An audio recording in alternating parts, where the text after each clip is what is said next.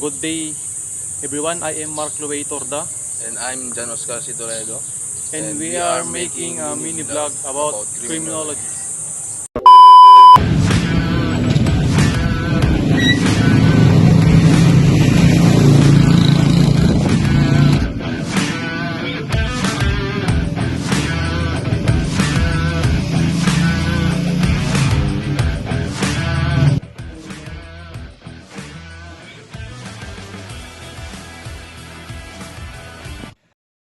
Louie and her friends Diana are studying in her table because their final exam is coming. Diana is a daughter of a lawyer and a doctor, so we can say she is well off. While studying, Diana left her wallet containing thousands of pesos.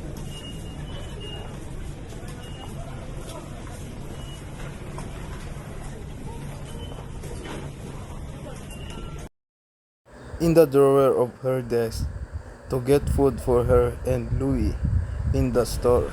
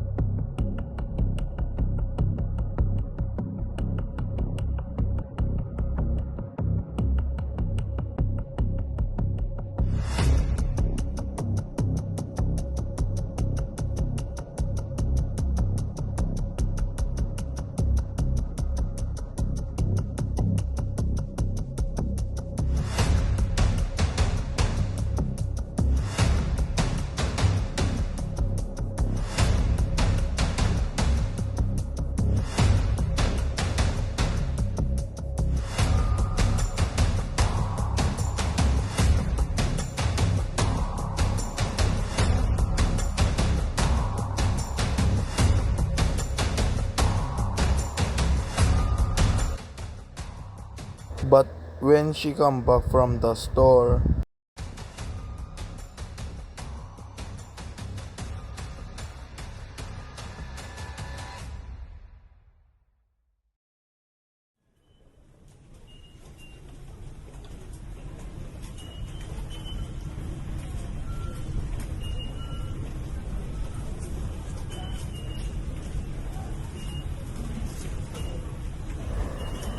Louis suddenly told Diana that he was to go home and rushed out of the house.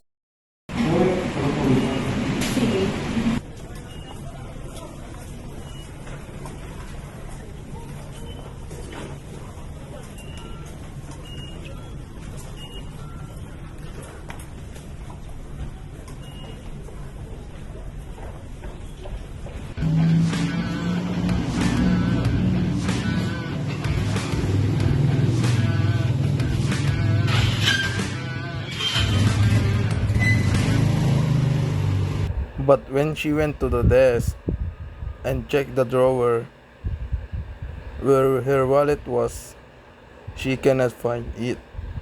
So she looked for it in the entire house and remembered that Louis rushed out of the house without explaining much.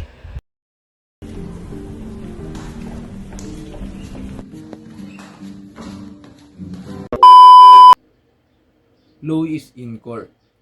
The examiner will conduct an investigation into the subject to see if he is telling the truth or not. Good afternoon. I'm Diana, your polygraph examiner. Please make yourself comfortable. Before we begin, I need to ask a few questions about your health. Are you currently under any medications? Do you have any medical conditions that may affect your physiological responses, such as heart disease, respiratory issues, or any anxiety disorders?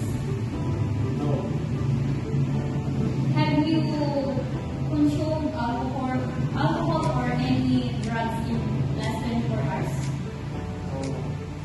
Okay, Mr. Judy. Please know and if you are willing to take this examination.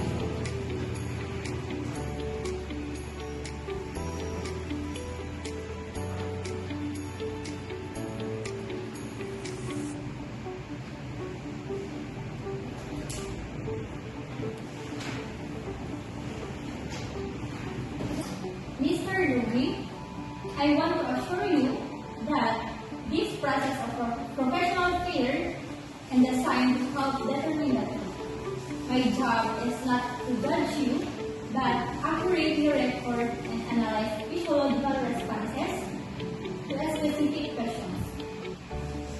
Do you want to drink a glass of water? Please make yourself comfortable. We will take a break whenever you need to. Remember, this test is just one tool. We use to gather information. Your cooperation and honesty are greatly appreciated. I will now attach the polygraph sensors to your body. This will help us record your physiological responses during these examinations. Don't worry, Mr. Louie. This will not harm anything to your body and also remove your accessories.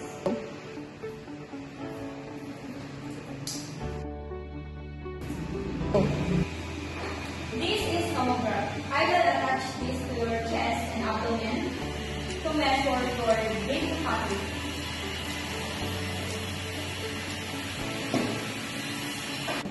Please put your hands up.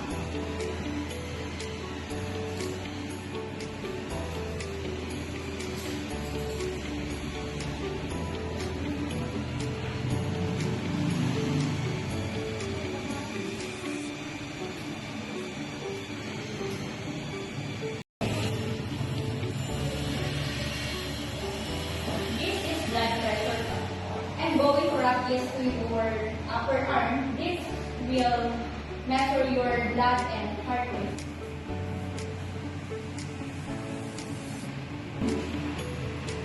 I will ask you a series of questions and you will answer it with simple yes or no.